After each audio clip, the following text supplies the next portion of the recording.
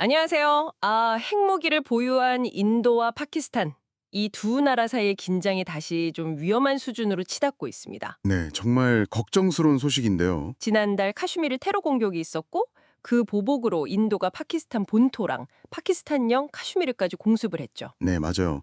파키스탄을 또 인도 항공기 5대를 격추했다고 주장하고 있고요. 양쪽 다 민간인 피해 소식도 들리고 상황이 심상치 않아요. 그래서 오늘은 그 블룸버그 오피니언 컬럼, 카리시마 바스와니 기자의 글을 좀 중심으로 얘기를 나눠볼까 합니다. 양국이 어떻게 이 위기에서 좀 벗어날 수 있을지 그 가능성을 짚어보는 글이죠. 네, 이 칼럼이 현재 상황을 이해하는 데 좀 도움이 될 것 같아요. 핵보유국 간의 충돌 가능성이라니 정말 아슬아슬한 줄타기인데요. 그렇죠. 그럼 이 자료를 가지고 현재 상황의 어떤 속사정이나 역사적 배경, 그리고 앞으로 어떻게 될지 시나리오까지 한번 자세히 들여다보죠. 좋습니다. 먼저 인도 쪽 움직임부터 볼까요? 인도 국방부는 이번 공습을 뭐랄까 정밀하고 절제된 대응이다. 이렇게 표현했어요. 아, 파얼감테로 말씀하시는군요. 관광객 26명이 사망했던 그 사건이요? 네, 맞아요. 그 테러에 대한 반응이라는 거죠. 테러 기반 시설을 겨냥했다. 이렇게 주장하고요. 근데 이게 1971년 전쟁 이후로 파키스탄 영토 가장 깊숙이 들어간 공습이라고 하니까 그 강도가 예사롭지 않죠. 작전명도 신두루라고 붙였던데 이것도 의미가 있다면서요? 네, 그렇죠. 그 힌두교 의식에 쓰는 붉은 가루를 뜻하기도 하고 또 테러로 남편을 잃은 여성들을 기리는 의미도 담겨 있다고 해석되더라고요. 좀 의도가 있어 보이는 장면이죠. 확실히 인도가 메시지 관리에도 신경을 쓰는 것 같아요. 과거 테러 공격 영상을 막 공개하면서 파키스탄이 연루됐다고 강조하고 네, 외무차관 브리핑도 있었죠. 파키스탄에서 기획했다는 증거가 있다. 뭐 민간인이나 다른 목표는 피했다. 이런 주장이었고요. 물론 뭐 국내 정치적인 부분도 있을 거고요. 모디 총리의 여당 BJP 지지 언론들은 민족주의 감정을 좀 부추기는 분위기고. 그렇죠. 2019년에 카슈미르 자치권 박탈했던 조치를 정당화하려는 그런 움직임도 좀 보이고요. 하지만 파키스탄은 당연히 인도의 주장을 강하게 부인하고 있죠. 네, 전면 부인입니다. 민간 목표를 피했다는 인도 설명도 사실이 아니다 이렇게 반박하고 있고 오히려 자기들이 인도 항공기를 격추했다고 맞서고 있어요. 정말 평행선이네요. 사실 이런 식의 공방은 뭐 수십 년 동안 계속 반복된 패턴이기도 합니다. 1947년 분단 이후에 카슈미르 문제는 늘 양국 갈등의 핵심이었으니까요. 그러게요.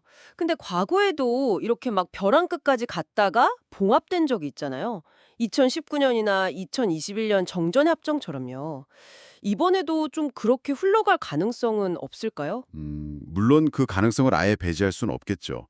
2019년에도 파키스탄이 인도 조종사를 돌려보내면서 확 긴장이 풀렸었고요. 맞아요. 그랬었죠. 2021년엔 또 통제선, 그러니까 그 카슈미르를 사실상 나누는 국경선에서 정전협정도 있었고요. 네. 하지만 이번엔 좀 다를 수도 있다. 이런 분석도 조심스럽게 나와요. 뉴델리의 옵서버 리서치 재단 같은 곳에서는 파키스탄 내부에 오히려 확전을 바라는 압력이 있을 수도 있다. 이렇게 지적하거든요. 아, 그래요? 네. 인도가 공습을 비확전적이라고 약간 퇴로를 열어준 셈인데 파키스탄이 그 길을 택할지는 좀 불확실하다는 거죠. 게다가 인도가 그 인더스강 물 공유협정 중단 카드 이걸 만지작거리는 것도 좀 불안한 요소 같아요. 아, 그거 정말 큰 문제입니다. 파키스탄은 이걸 거의 전쟁 행위로 간주할 수 있다고 경고했거든요. 물 문제가 끼어들면 상황이 훨씬 복잡해지죠. 그렇겠네요. 파키스탄도 뭐 자위권을 행사하겠다 이렇게 강하게 나가면서도 또 한편으로는 인도가 물러서면 대화할 수 있다 이런 식의 좀 양면적인 신호를 보내고 있어요. 서로 계속 탐색전을 벌이는 거죠. 그렇게 양국이 국내 여론 살피라, 군사적 행동하랴, 줄타기를 하는 동안에 국제사회는 어떻게 보고 있나요? 아무래도 다들 좀 조마조마할 텐데요. 네, 유엔 같은 국제기구에서는 당연히 자제를 촉구하고 있고요. 외교 채널도 바쁘게 움직이겠죠? 그럼요. 인도는 우방국들한테 이번 대응의 정당성을 설명하면서 파키스탄 좀 압박해달라 이렇게 요청하고 있고 미국 국무장관도 양측과 접촉 중이라고 하고요. 아, 미국이 나섰군요. 네, 그리고 과거에 중재 역할을 했던 UAE 역할론도 다시 좀 나오고 있고요. 눈에 보이지 않는 압박 수단도 있지 않습니까? 그 국제 자금 세탁 방지 기구 FATF의 회생 리스트요. 아, 그거 정말 중요하죠. 파키스탄 입장에서는 그 회생 리스트가 단순한 금융제재 그 이상일 거예요. 그렇죠. 4년 만에 진짜 어렵게 벗어난 지 얼마 안 됐는데 다시 돌아가면 경제에도 타격이고 국제적 위상에도 큰 문제니까요. 맞습니다. 그래서 외교적으로 이걸 활용할 여지가 충분히 있어 보여요. 자, 이 모든 걸 종합해보면 결국 가장 큰 위험은 뭘까요? 역시 오판의 가능성인가요? 쪽에 예상치 못한 반응을 부르고 그게 또 다른 보복으로 이어지는 악순환. 이게 제일 무섭죠. 칼럼니스트도 지적했지만 세계는 이미 우크라이나랑 가자 지구 문제로도 힘든데 네, 맞아요. 여기에 또 다른 큰 분쟁이 터지면 정말 감당하기 어렵겠죠. 과거처럼 막 막판에 극적으로 타협할 수도 있겠지만 글쎄요. 그 어느 때보다 상황이 좀 유동적이고 불안정해 보이는 건 사실입니다. 결국은 양국의 국내 정치, 군사적 긴장, 그리고 국제사회의 외교적 노력 사이에서 정말 아슬아슬한 균형 게임이 벌어지고 있네요. 자, 이 상황, 여러분께는 이게 그냥 먼 나라 얘기가 아닐 수 있습니다. 세계 안보와 직결된 문제니까요. 네, 그렇습니다. 그래서 마지막으로 이런 질문을 한번 던져보고 싶어요.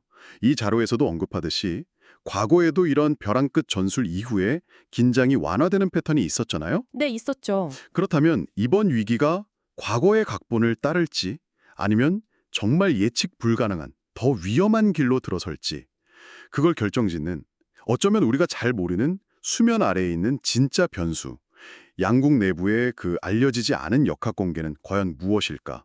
한 번쯤 깊이 고민해 보시면 어떨까 싶습니다.